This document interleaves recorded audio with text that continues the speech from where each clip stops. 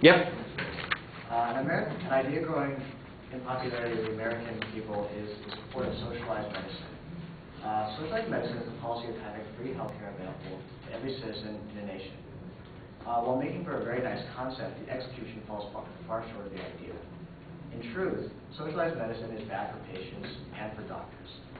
This is because socialized medicine reduces the quality of healthcare, it ties up hospital resources, and it hurts free enterprise, in turn making services less available and less affordable. Proponents of socialized medicine often point to countries like Canada and the UK as models of the superiority of their system. However, despite Canada practicing socialized medicine, American patients in Canada are often the first to actually receive treatment due to being able to pay more for what the hospital services require. This shows that despite the purported ideal of equal access, the market mechanic is still what drives the system. A study published in The Dangers of Socialized Medicine by Jacob Hornberger and Richard Ebling shows that though doctors in Britain see 50% more patients than the doctors in the U.S., time spent with them is less and less significant because since they spend less time with them, they have less useful diagnoses.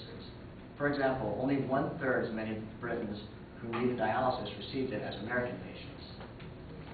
Another popular claim is that due to the non-existent costs, citizens of countries with socialized medicine get more for less.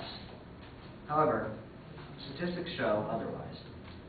In a study published by Hornberger and Ebling, it is shown that of women who get breast cancer in the United States, only 1/3 die, compared to nearly 1/2 in the UK. All right. Second, the issue of resources.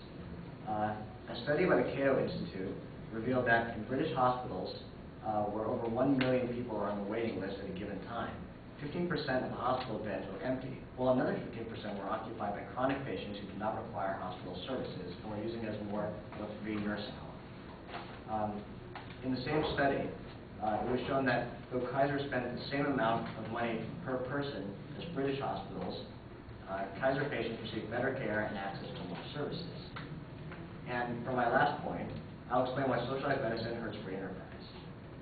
In a free market system, the demand for consumers necessitates that companies keep prices low to attract business.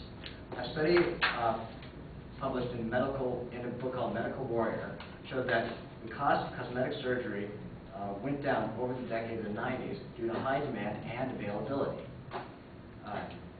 And finally, in socialized hospitals, it is actually best to be inefficient because since they're taking care of our chronic patients and not having to focus on patients who are actually ill or admit them, they make more money while having to pay less.